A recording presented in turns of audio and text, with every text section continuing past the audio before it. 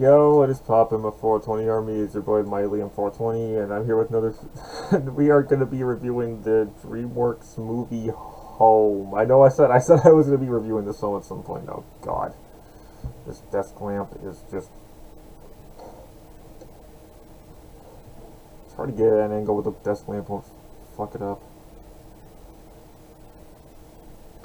Sure, why not? Because the watermark's going to be like right there at the bottom. So. Yep, this movie came out in 2015. I'm airing it on March 27th to coincide with the film's 10-year anniversary. Can I believe this movie is already 10 years old? But basically, it has basically about like this alien and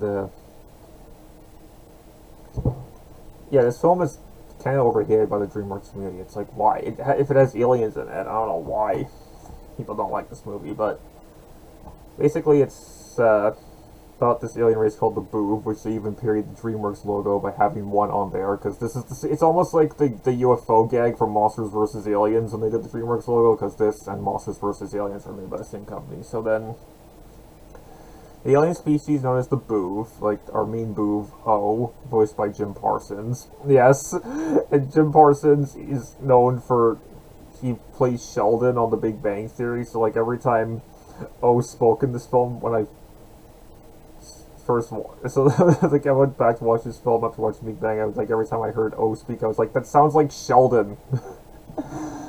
But basically, the Boob are like headed towards Earth, and they're only allowed to have like one carry-on with some clothes, but O has like this huge carry-on with like a shit ton of belongings in it, and then their Captain Smek, voiced by Steve Martin. He's kind of showing up on the stage, giving them like a speech on like how they were escaping from their enemy, the Gorg, which is the reason why they're hiding on Earth. And then he like shows some stuff on Earth on what to expect once they actually get down there. And he even eats like a football, thinking it's a fruit. And then the aliens the Boob actually start invading Earth and like taking all the humans to like a Happy Humans town, which is located all the way in Australia. And they're even like throwing away some useless stuff like bicycles, toilets, and pretty funny. So then O heads into his apartment complex with his other Boob buddies, or not really buddies, because the other Boob hate him. It's like the reason why he's called O is because every time he walked in the room, they'd be like, "Oh, great, this asshole is here." Yes. So then O decides he's going to throw a party, but nobody shows up. And there's like a silly montage of him decorating. There's even like a scene where he's brushing his teeth with that toilet brush, and even, wow. It's like, wow, Sheldon, you really got over your fear of germs since you're brushing your teeth with a toilet brush.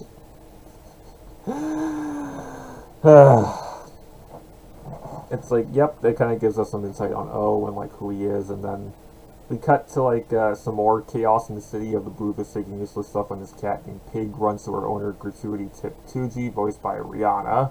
Yes, Rihanna actually has some of her songs in this film too, so basically, did they ever say how old Tip actually is? I don't know how. Oh, she's 13 according to the Wikipedia of this movie, so anyways, my phone. But basically, she's just watching a recording of her and her mom playing in the snow. Because basically, Tip's mom, Lucy, voiced by Jennifer Lopez,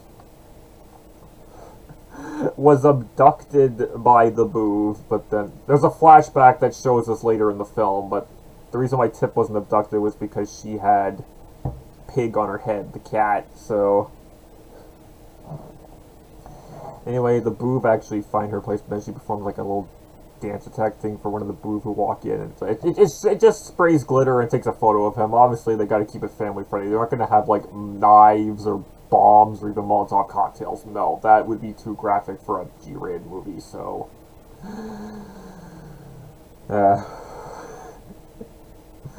that's the thing with kids' films. You got to keep them appropriate for the kids.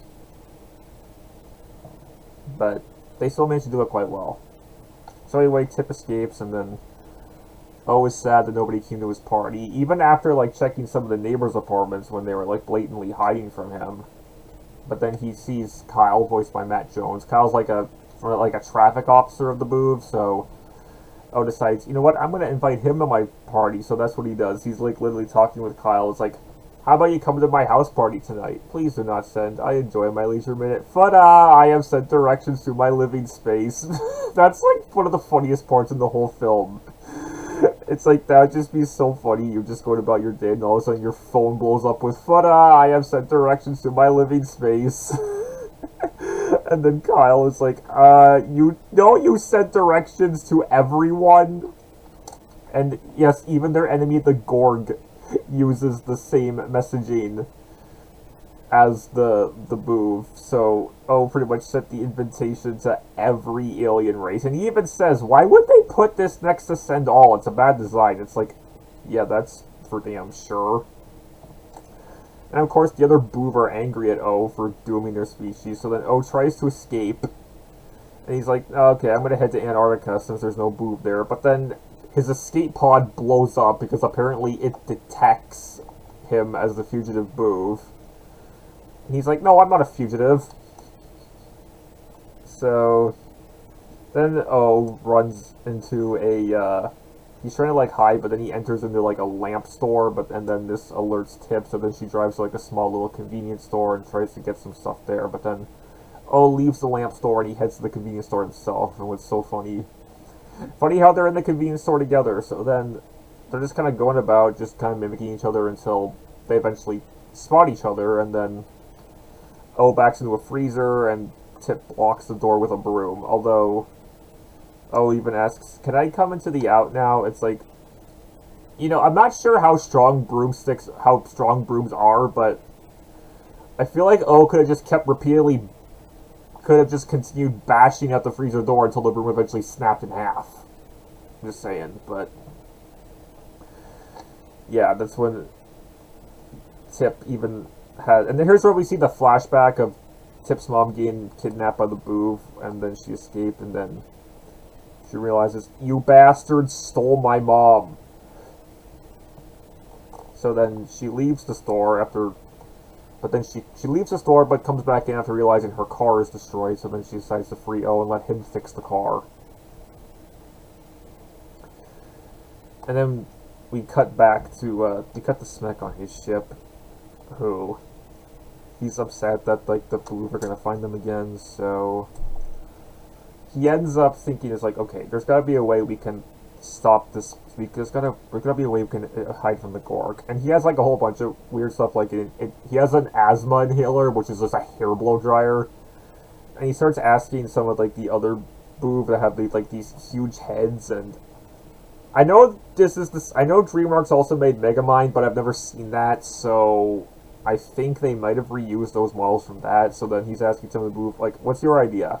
How about we create an alternate dimension with no Gorg and then go live there, even if it would take 1.7 billion years? And the Smek's like, hell no, that's a lot of years. And one even suggests, like, playing dead, she just gets stuck, like, and she's stuck like that for the rest of the movie, too.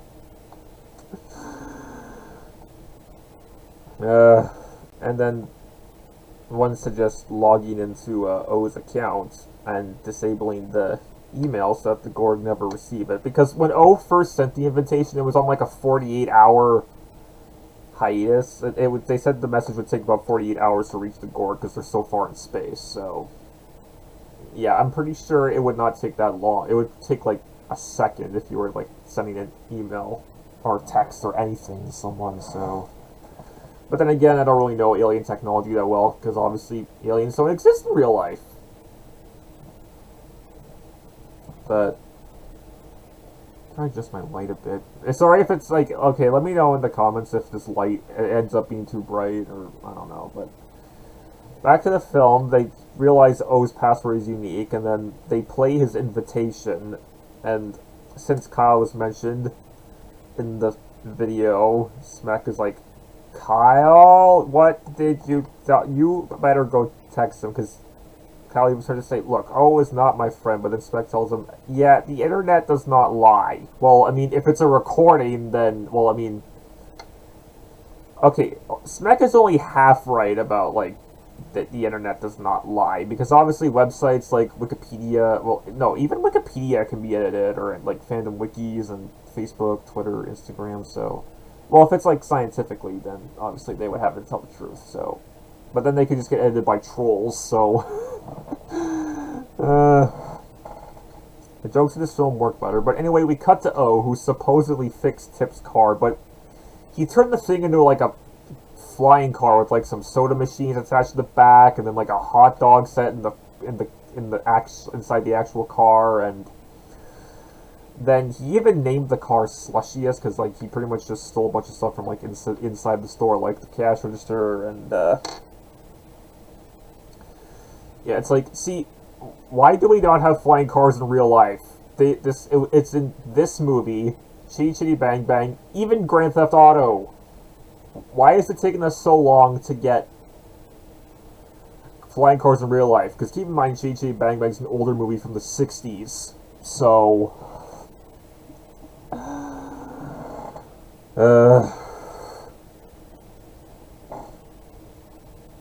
so then Tip eventually is trying to figure out how to maneuver her car, and O's like, come on, I'll help you find your mom if you let me in. Or my mom, because he literally says my mom since Tip said it, and then Tip's like, no, dumbass, she's my mom. So then eventually Tip lets O into the car, and then they escape from the booth, chasing them. It's like, yeah, the flying car was like absolutely hilarious, and then they're just kind of like taking some time getting to know each other as they're flying, and then O decides, I'm gonna input the GPS and send us straight to Paris. Even though he initially puts Antarctica, he eventually realizes his mistake, and then they start flying to Paris, while trying to avoid some boob along the way, and O even believes everything Smek says, even though Tip tries to tell him that Kevin Smek is an idiot. She literally says that word for word, and I was like, untrue. It's like, yeah, so, anyways, after some flying, like, Kyle even finds some bust of lime on a Statue of Liberty that the booth somehow tamper with by putting Smek's face on it. It's like, how did they even do that? Because there's, like, literally stuff flying everywhere from the booth. Like, there's even images of, like, the Leaning Tower of Pisa, the Colosseum.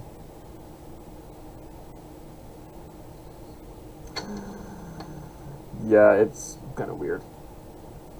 But then O and Tip make a pit stop at a gas station, and they go for like a bathroom break. And even with O temporarily walking in the girls' bathroom after Tip, and she's like, "Hey, this is the women's room." And the bathroom scene is hilarious because you don't even see O. He's just like, do not eat the blue mints. Thankfully, there's a large bowl of lemonade. Do not drink the lemonade. It's like, you just drank somebody's piss out of the toilets. But then O decides, you know what, screw this. I'm just going to leave Tip behind and head to Antarctica, which he tries to do, but then Kyle interferes, and then Tip saves O. Well, kind of, because obviously she's upset that O is just going to leave her there. And then they get into like an argument when she figures out that O has been lying to him, because O's skin even turns green, and Tip uses that again in her defense. And then a bunch of shenanigans with them fighting, trying to get the car, blasting Kyle with like popcorn, nacho cheese, chips, and then Kyle accidentally blows up the gas station. But obviously, O and Tip survive, and Kyle thinks that O is dead because. So yeah, yeah, it's like hilarious. This scene is hilarious. See, that scene is funny with them just shooting all the stuff, and I found this funny. I don't know, how could people not like this? It's kind of hilarious. So then, once they escape, we're back in Paris when Captain Smek is trying to figure out how they're going to stop the message, and he even has like a stress blanket which is bubble wrap. It's like, come on, where is the fugitive boob at? And one boob tells him, we do not know, sir. It's like, what? How do you not know? or he's nowhere. And then Kyle arrives. He's like, there's kind of a tiny problem. Before I could get the password from O, I erased him. And then Smek even whacks Kyle with the shusher, and then the boob realize, we're fucked. We can't get the fugitive boob's password now, but obviously that's not true. And also, during the commotion at the gas station, Tip ended up duct taping O to the seat so that he couldn't escape. But yeah, so then they're kind of just talking with each other, and O even tells Tip about the legend of the shusher. Or no, that's a little later in the film, but then Tip puts on some music and ends up, and O is like dancing to it. He's like, what the fuck is happening to my body? And he jumps out of the car when he can't take too much dancing. So yeah, you just have a 13-year-old girl in the middle of the Atlantic Ocean for like God knows how long, because it's already nighttime by the time O comes back, and he tries to give Tip a snack, but it's just like the plastic piece on like soda cans. Yeah. And Tip's like, you can't just leave me in the middle of the ocean. That's child endangerment. You should learn to know how I feel. And yeah, the Blue have no sense of empathy because they're aliens. And they don't have parents.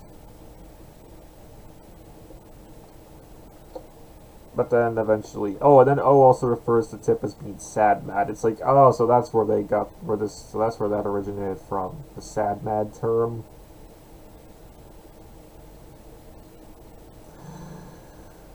That is too funny. See, that's actually a really clever term, sad mad. So then, eventually, O and Tip kind of just start heading to the booth headquarters in Paris. But then, when they're actually, or they slowly start heading there. But then first we see a brief snippet of Smek trying to solve O's password, and then Kyle says, why don't we just type in random numbers and letters? And they start doing that, but then we cut to the following morning when O and Tip arrive in Paris, and then O's like, problem is my face is recognizable, so we gotta think of another way to get in there. And then Tip decides to use her makeup on O and give him a disguise so that nobody recognizes him, but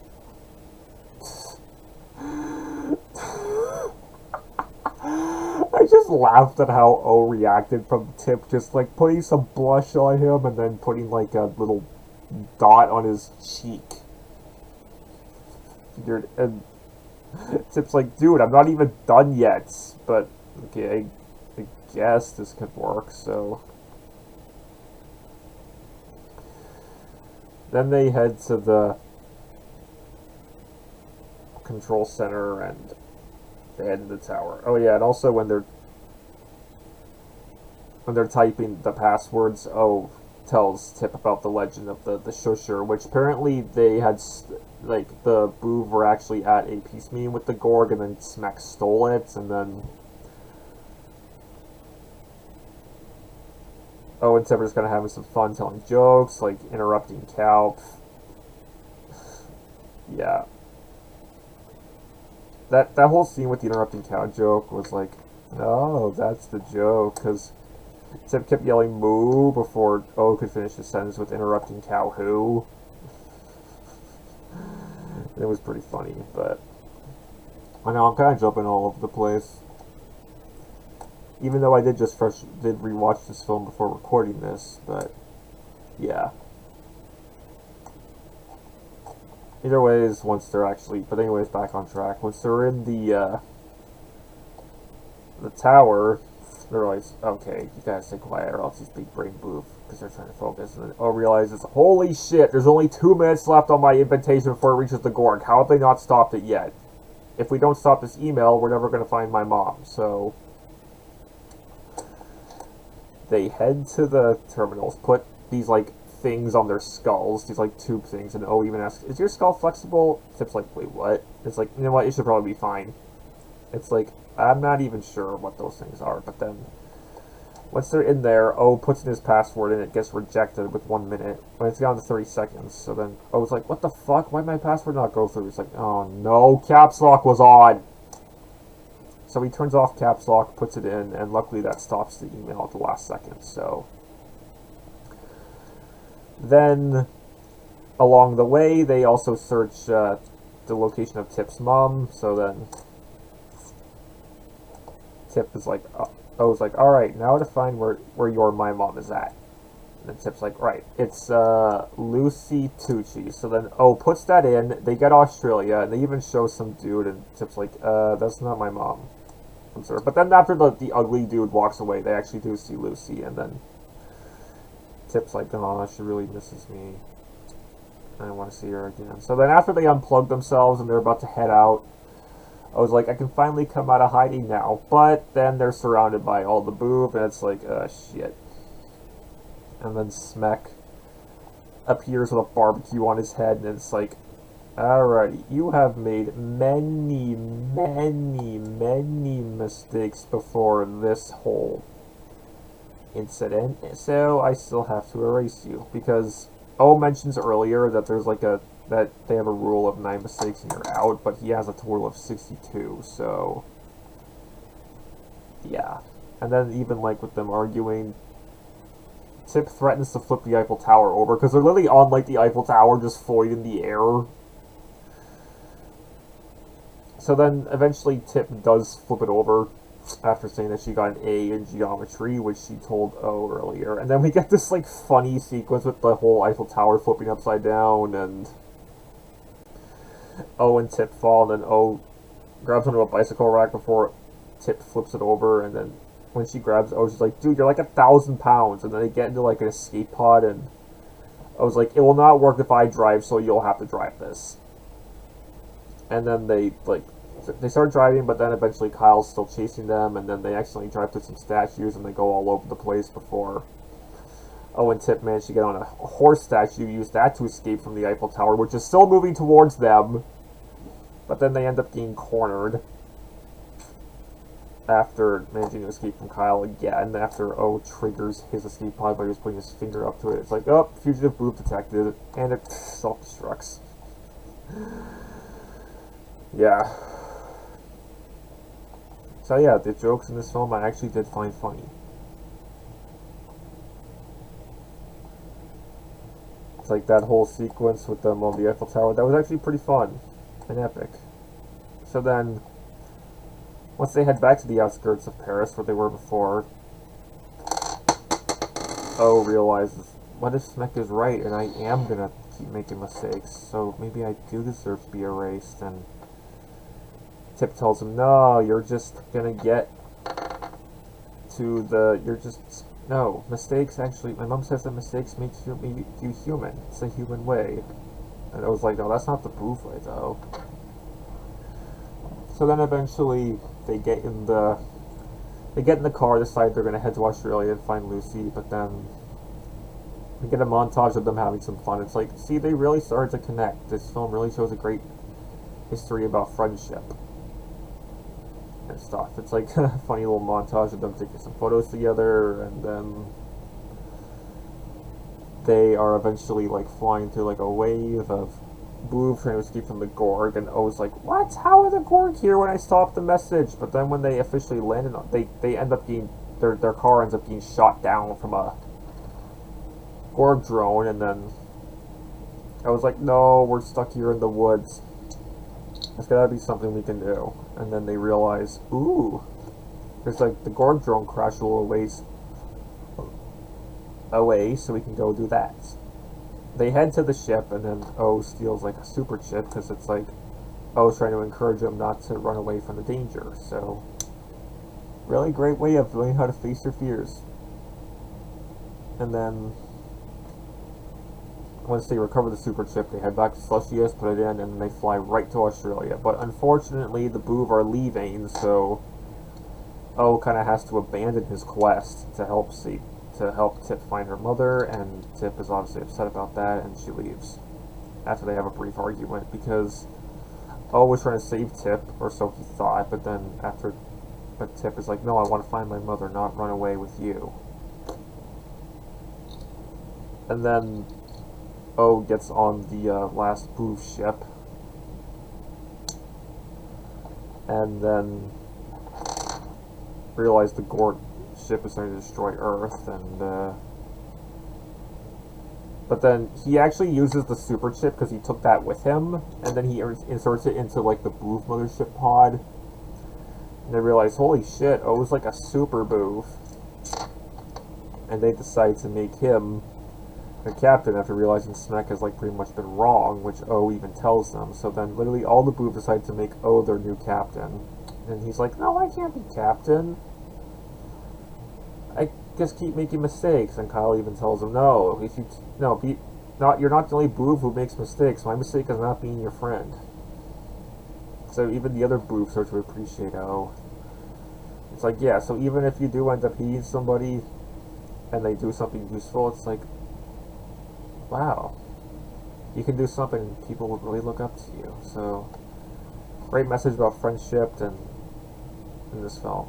But we're still not done yet. So anyways, when O realizes he's captain, he heads back to Earth, and then he reunites with Tip, who unfortunately had no luck finding her mom because her phone battery died.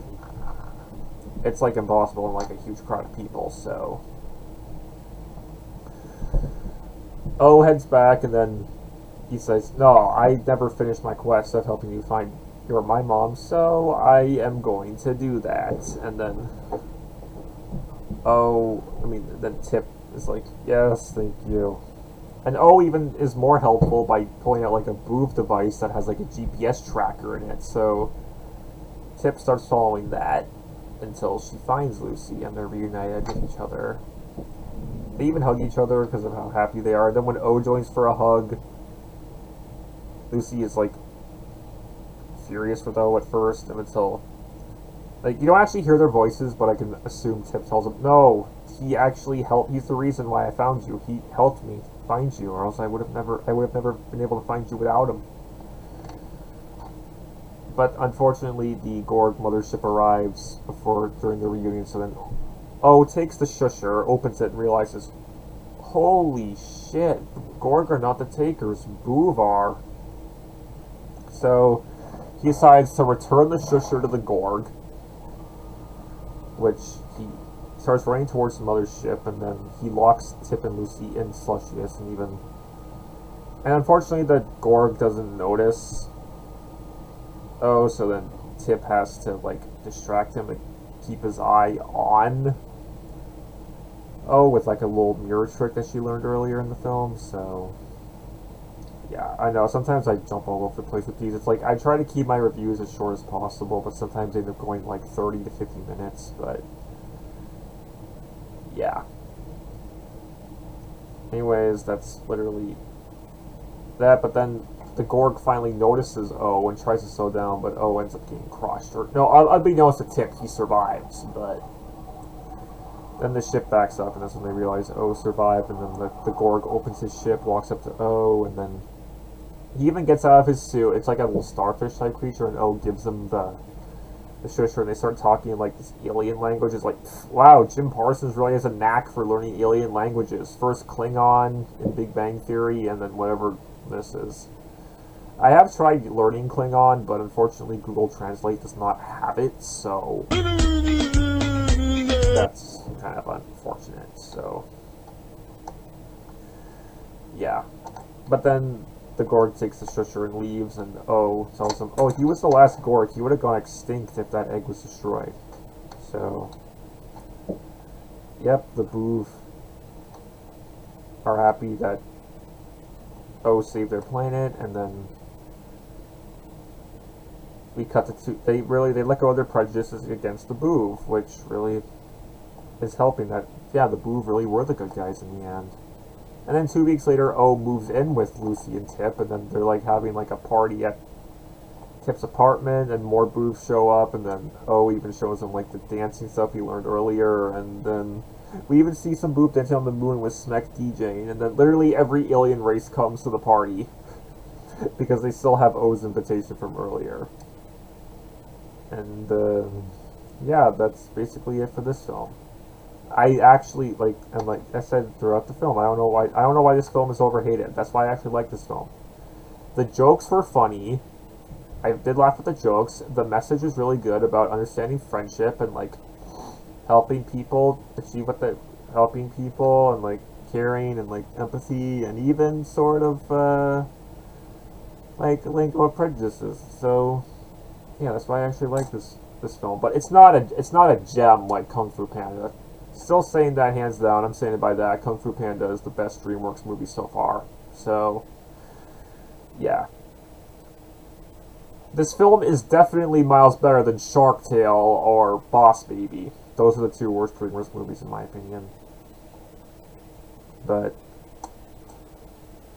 yeah. So let me know in the comments, what do you thought of this film? Did you like it, or are you just one of those many people who hate this film? Because it only has like a 40, or I know, it only has like a 58% rating on Rotten Tomatoes, so